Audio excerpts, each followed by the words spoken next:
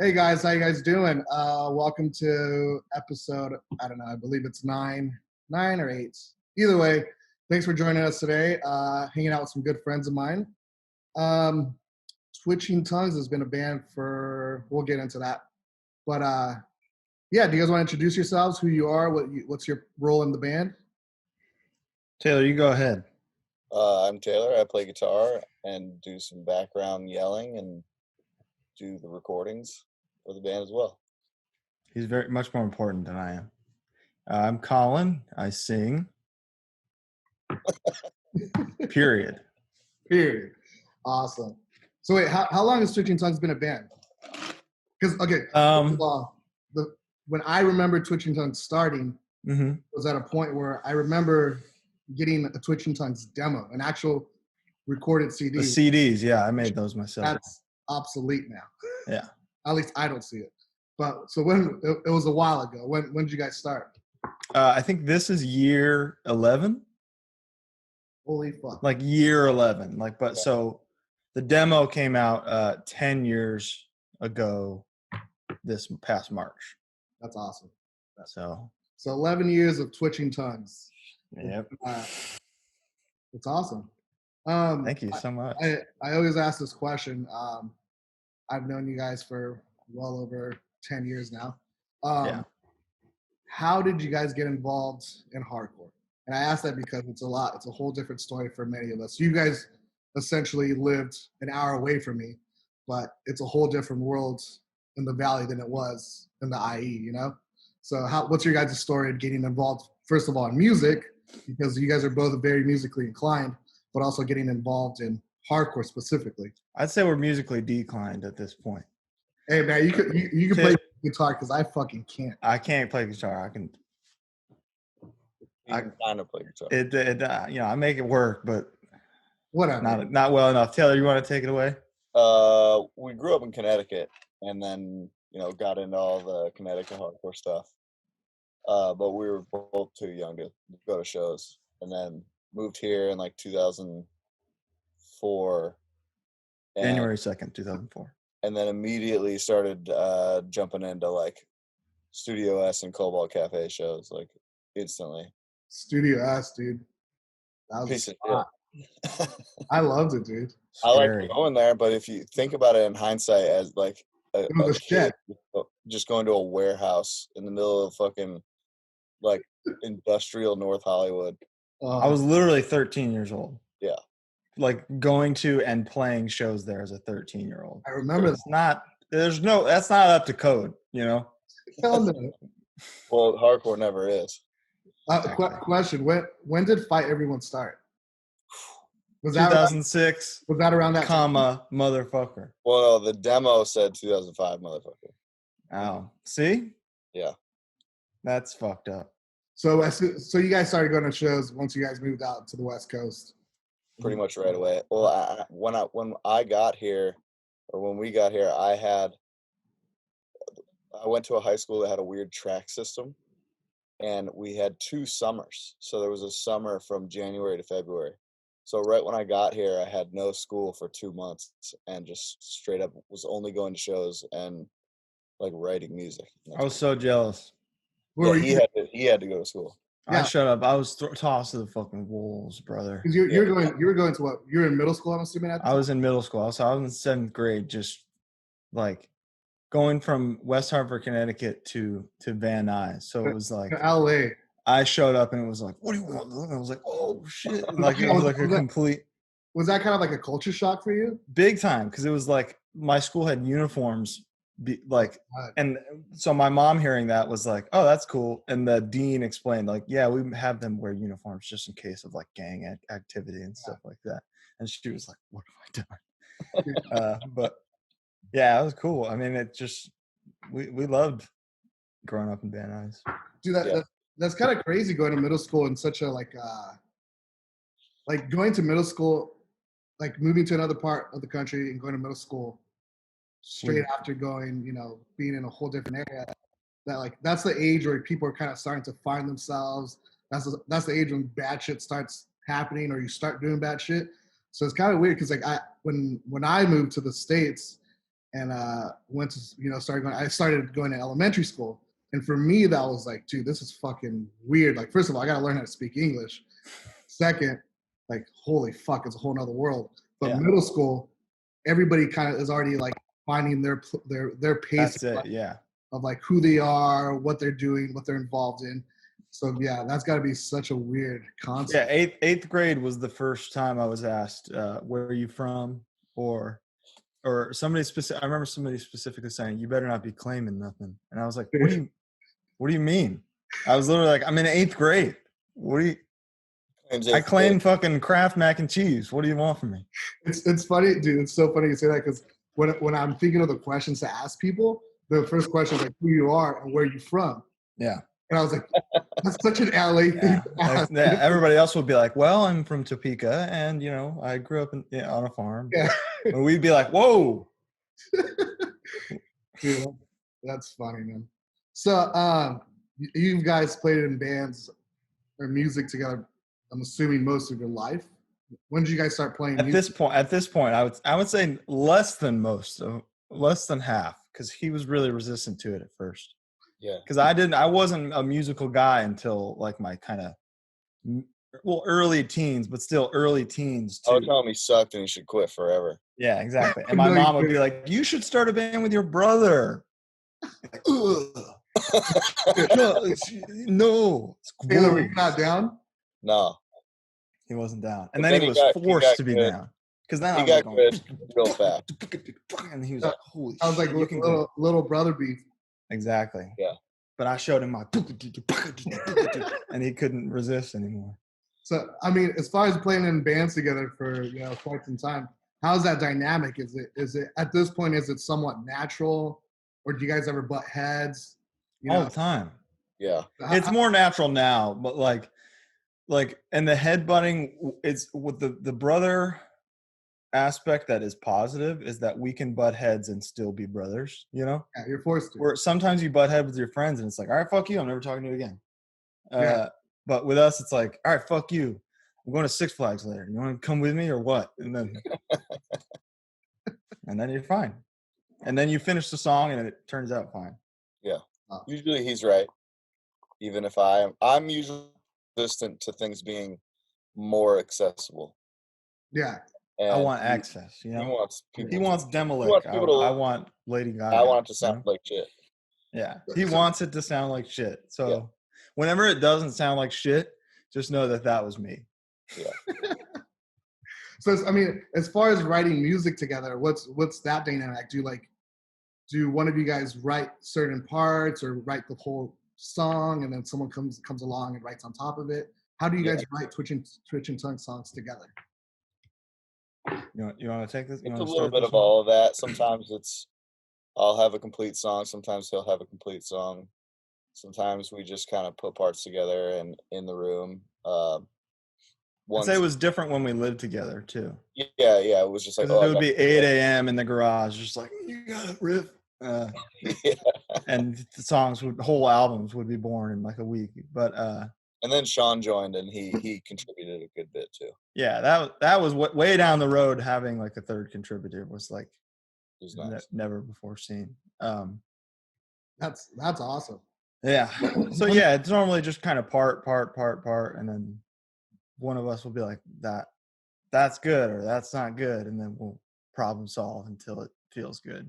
Demoing. That's the big thing, is demoing it out. Him being studio guy has given us the ability to like have 5 versions of the same song that we can listen to and be like, okay, this is the one.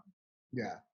I mean, being that, Taylor records everything, like I assume, I'm a perfectionist on certain things in my life. Being that this is what you do for a living is, you record music. So now being that you're recording your own music, do you ever sit there and like you said, there's 5 versions of one song?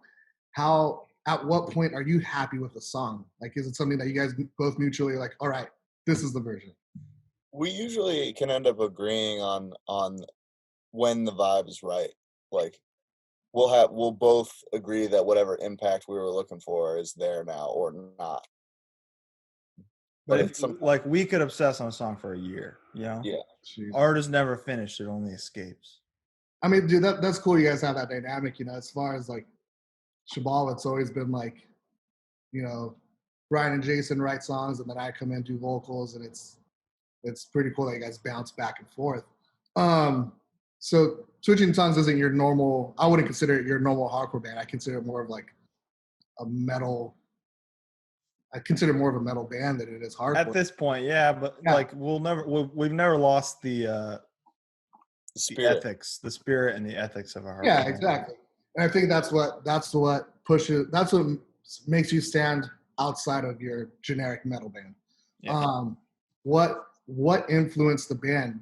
Like what certain type of bands, certain styles, certain what is it that made you guys start Twitching Tongues? Because obviously it wasn't your run of the mill hardcore band. Yeah, we were doing Ruckus, and I think one we were just like, yeah, if we do another band, we should just try one with like clean vocals. Should try to be like Only Living Witness and Typo Negative and stuff.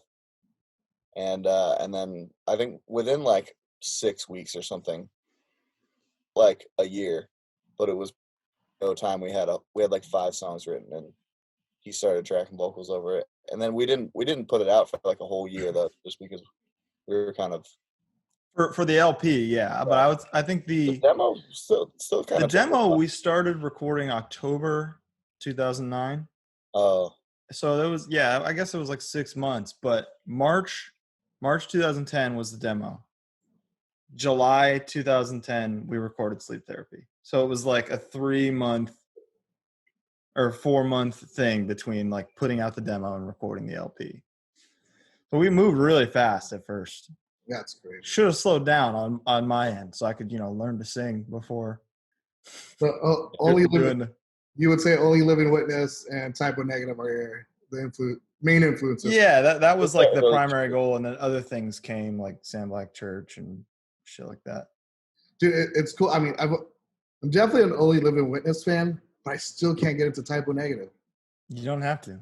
I don't know why. You don't have to. We're not forcing you to. I tried, but I just more for me.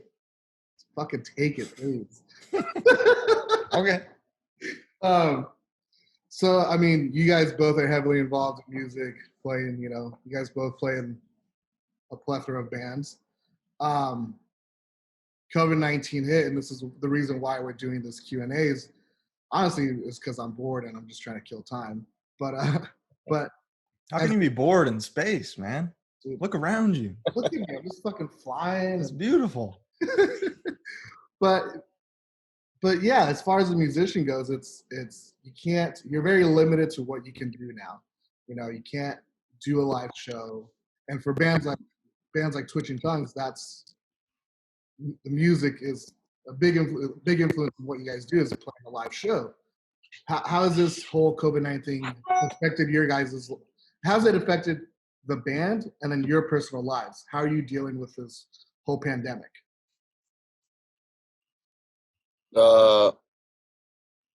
It made recording slow. We had a couple shows planned that had to get canceled. We were supposed to play Drain's record release shows, which were going to be really probably crazy. Yeah. That was like our first thing in over a year. Yeah. So now we're going on 2 years without playing a show. Yeah. In February it'll be 2 years. So a forced hiatus. Kinda, yeah. I don't mind, honestly. Here's the thing, man. And this might just be for Twitching Tongues, because when I play like drums or something, I'm having a great time. But I'm getting to the point where like the anxiety of playing a live show for Twitching Tongues like destroys me. Dude, I totally understand that. Because we don't know what it's going to be like until we're 10 minutes into the set. Until we're 3 songs in, I have no idea what to expect. Like, what fucking songs do you want to hear? What do you want me to do up here? What do you want to see? You want me to fucking juggle? I don't know what anybody wants anymore. So if they could let me know, it'd be nice. Yeah. What do you want?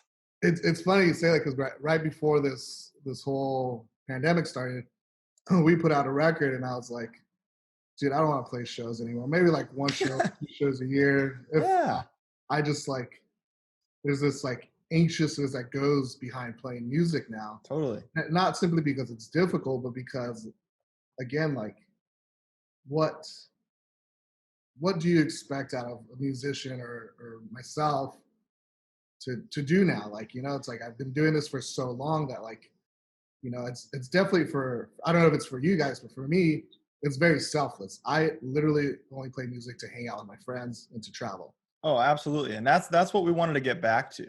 And Yeah. like starting a new band and with our other bands, like playing shows as a hobby rather than like spending all this time trying to book tours and do this. Like just there's no, I don't want to make money from hardcore. Yeah, there's this anxiousness that goes behind it that's just like this kind of unnecessary weight that, like, I don't want to deal with. And I assume that's kind of what it felt like with you guys, that now it's like, fuck, what's the point of playing a show unless, like, I understand it. And like you said, with bands like Shivalba and Twitching Tongues, like when we have 5-minute songs for a normal hardcore show, it's like, okay, we can play 6 songs, 7 songs, and we have 4.5 albums to choose from. What Yeah. do you play? What do we do? Yeah. Yeah, That's what longevity is like. A curse at that point because I don't know what the fuck. Yeah, all right. Yeah. So I mean, what about on a personal level? How Colin, what's your life like now that we're in a pandemic? Has it changed? Is it stressful? Is it kind of like, is there some kind of like calmness behind it? Because when it first started for me, I was like, fuck, I needed a break from work. So I was like, this is awesome. But now I'm like, fuck, I'm stressed out about work, about the future. How's it for you on a personal level? There's waves. It goes from like, this is awesome, I get to watch TV all day, to like the gym is closed, oh no, to personal life, just navigating being stuck inside for months on end. But I think you get to a point where you just adapt. Yeah. And just the combination of catching up on every TV show I've missed in the past 5 years. Like I finally am watching Yellowstone. I'm on season 3 now. Oh my god! You waited. I can't believe you waited. It's well, thank God I did, because then I didn't have to wait week to week for season 1 and 2. Season 2 of Yellowstone. Oh, I gotta Oh watch. my god! Cinematic experience. It really is. That's the best movie I've seen this year. Is season 2 of Yellowstone. But yeah, just like a combination of TV and working out and video games has gotten me. Has it affected like your work life and anything beyond that? I guess, but whatever, I'll What, live. what about you, Taylor? Yeah, work's slow, but it's fine. Like I did a whole lot of mixing. Things are starting to pick up a little bit, just kind of doing recordings and trying to keep distance and people wearing masks and stuff, and it's going well now.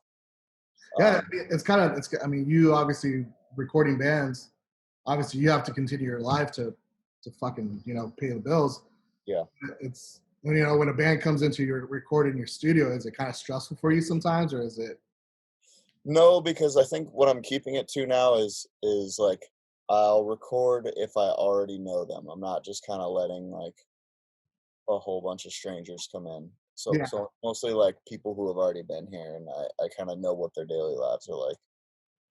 Yeah, there's a statistic that strangers are more likely to have COVID-19 than people you know. Yeah. So. Oh my god. From Science magazine. No, I totally, I get it. It's one of it's we're doing this via Zoom because I think a few of us were not to get COVID tests. I think you did, right, Taylor? Yeah, I'm good, which is good. Awesome. Perfect. Yeah. But yeah, it's what in the past few weeks since I started doing these live streams, I'm like, obviously, I'm in a confined space where, like, we do take the initiative to clean, wear masks, but for a certain extent, I am next to people. So the past couple months, I've gotten tested a decent amount of times now. It's simply because of me doing these live streams, and it's like, dude, this sucks. but again, like I guess Do you get the nose one or the mouth one? I've done the nose, and then I've done the blood one. The blood one. Oh, is that like the pathogen or whatever? What is it? The antibodies. Antibodies. I've done both. Resident Evil. Did you have it? No, I've tested negative every time. Kind of surprised. I did the nose test very early on in COVID, like before the nose test was like a viral thing. Yeah. And it was like curtained off between me and a bunch of elderly people. And she was like, all right, we're gonna do the nasal swab now. And it's just like, all right, cool. Ah! Like it was the most shock because I hadn't heard how painful it was. And there was just a bunch of old people who were like, oh, shit. And then they were like, oh my God, they're coming for me next. This guy's fucking screaming. What am I gonna do? I had to do it myself. Yeah, I see. I guarantee you didn't go as deep as the damn nurse did because I felt it in the back of my mind. I felt a little yellow spark. The video says, like, you watch a video before and they say, like, you shouldn't feel discomfort. And then the lady gives you the swab and she's like, if your eyes are watering, you're doing it right. And it's like, oh, God. Yeah. And it's really not that bad, though. Yeah, I was stabbed. Well, she went to your brain. Yeah, I felt it in my the back of my ears. Yeah, she didn't like you, so she just said, fuck it. Exactly. She said, this guy shouldn't be here. So, hopefully once this whole situation passes and maybe live music comes back, what's the plan for Twitching Tongues? Do you guys plan to write music, tour? What's the plan for the band? Might write some little stuff and play one-offs. That's probably it, though. I think that's all anybody needs out of us anymore. Yeah, we don't need to be a touring act anymore. You know, we'll go where we're needed. Yeah, we don't want to go to like there's cities in the world, hundreds of them, where when we play there, it's like, guys, why are you here? Yeah, you don't need to be here. So we'll just go where we need to be. Where does Twitching Tongues need to be? We need to be in Japan.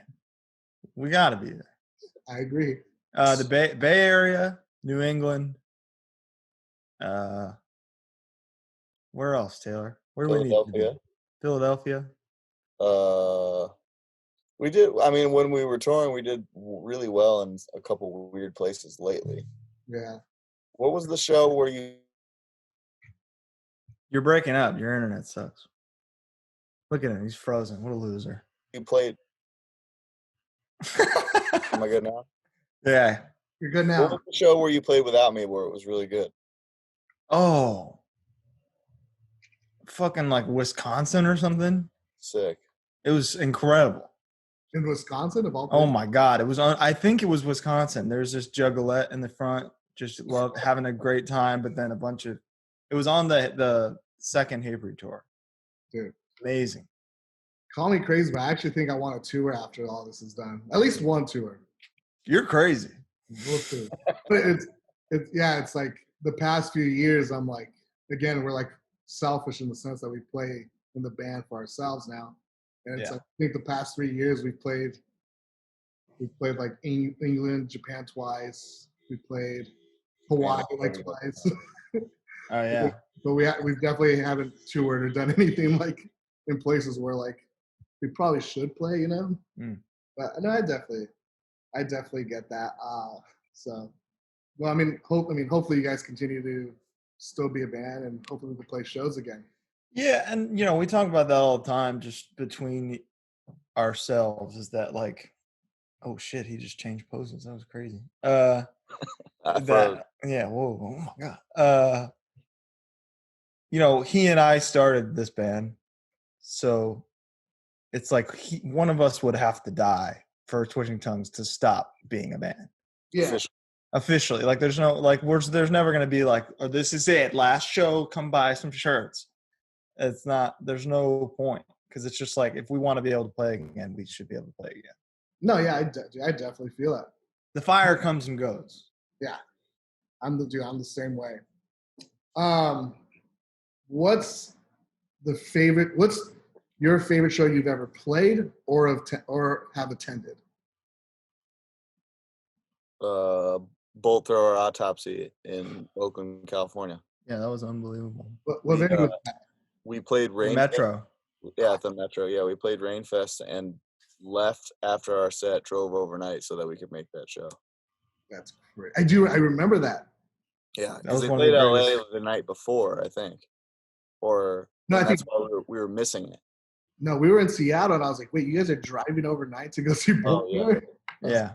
And it was unbelievable. Like, and the first 2 or 3 songs, our whole band was like stage diving, going crazy. Dude, And it looked like that Obituary, like MTV live video. that's so awesome. And the band was on stage looking so psyched. They were like, "This is what have we gotten ourselves into here?" And then security stopped us. Security stopped us from diving, and bolt throwers' mood visibly changed. That's awesome. They were like, so that felt good. Colin, you would say that was your favorite show you've ever? Yeah, that and King Diamond at the Wiltern That was good too. on Halloween I night. thought about that show yesterday. That was unbelievable. Yeah. Okay, how about what's the favorite show you've ever played? You guys played? 15 songs. What's your favorite show you've played? I would. Your mind first. Hellfest comes to mind. The one time. The one in that's in Paris, right? Or the one in France. France, yeah. That was crazy. That felt good for like a no response required show. That felt really good. I would say the past like 5 times we played at Gilman. Yeah.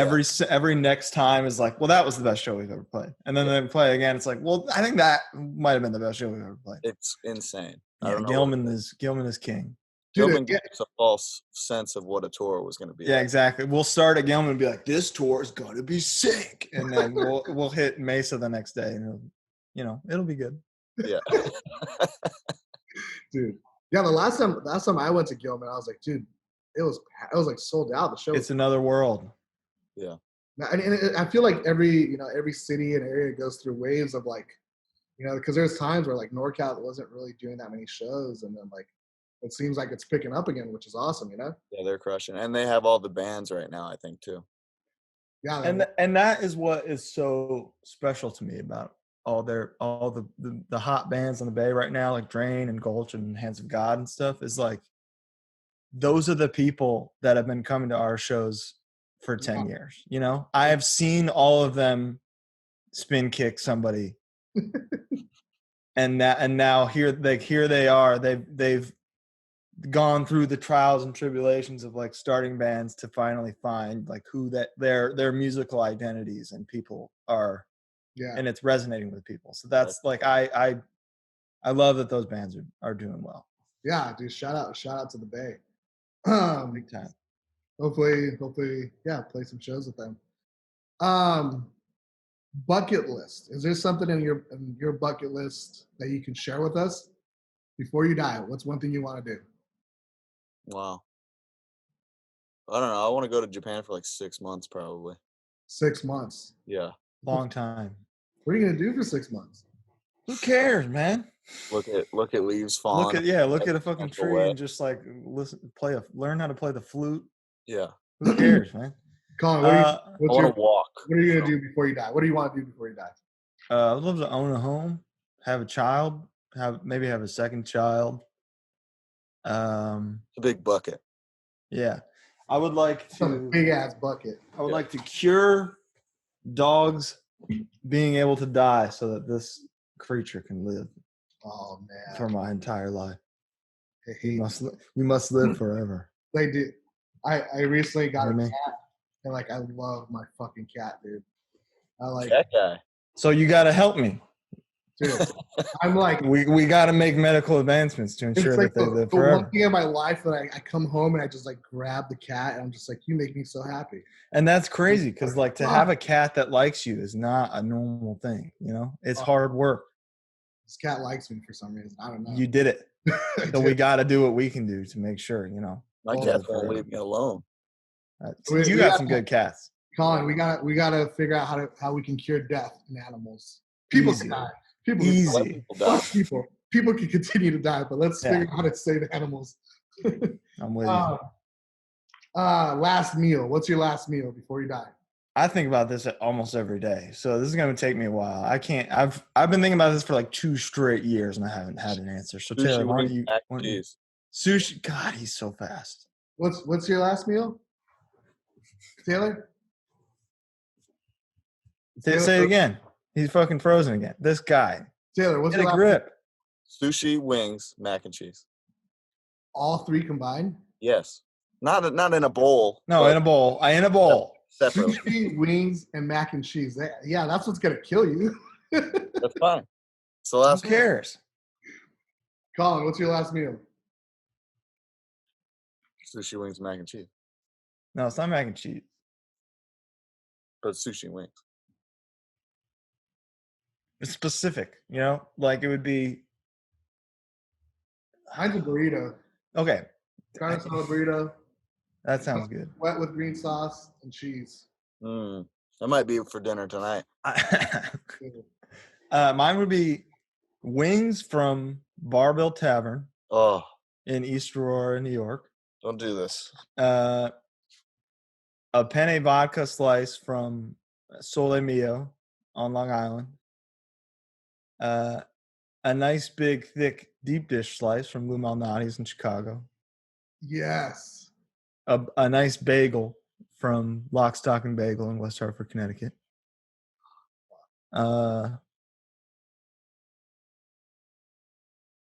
And a pint of sea salt cream and cookies ice cream from McConnell's. Yeah, that sounds great. These are my demands. That's the demands? All right. That is, you do think about that a lot. I think about it a lot. Every day I'll just be like, oh shit. That's a good one. I want some deep dish pizza. Have you had that spot Masa in Echo Park? Yeah, I don't really like it. Really? It's Not a great. fan. You're just being You're on stubborn. your own. I think you're being stubborn. I am. Anyway. Going. Yeah. This guy's Can't moving go through around. my Wi-Fi. It's Why terrible. didn't you do it inside the house? You Why know would I do damn well that? what your connection. Look at my connection. I'm with fucking Kronos in the back. Flawless. Have I glitched one time? No, Yeah, I got 50 megabytes per Also, second. All right. you got a studio full of microphones, and here I am at home. dude, Mic'd up. Yeah. I missed the pit. I don't know how to do that. I have fallen asleep in that exact same spot that Taylor's sitting in. Yes, you have. This is a new couch. Oh shit! I need to come hang out. It looks No, dark. Lost it again. Oh, Anyways, so It's not. that's all I heard. Well, anyways, before we go, any shout outs or any fuck yous to anybody or anything? Give me a shout out and a fuck you guys. Well, I guess we'll shout out the Bay Shout out Again. to the and fuck all pop punk and Christian hardcore. agree to disagree, but whatever. what? What do you disagree? What do you fucking? Yeah, you got to cross. You like the first Zayo or Christian hardcore something? now. No, I was listening. Come on, man. I was First Zayo. listening to Strong Arm today, and it's a great record. It's a great band. Grow up. Hard ass band, dude.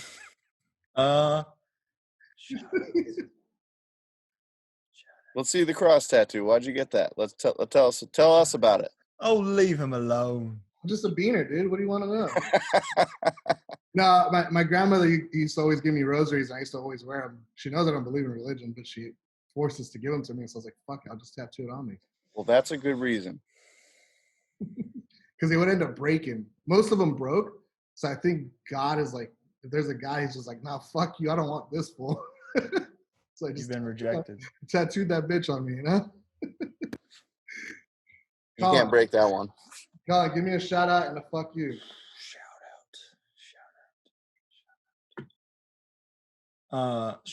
You know, marriage, pretty cool. Congrats. That's good. Thanks. Shout out to her in the other room. Yeah, she's in there. She heard me. You're recently married, right? Yeah. Shout out marriage. Hello. Congrats.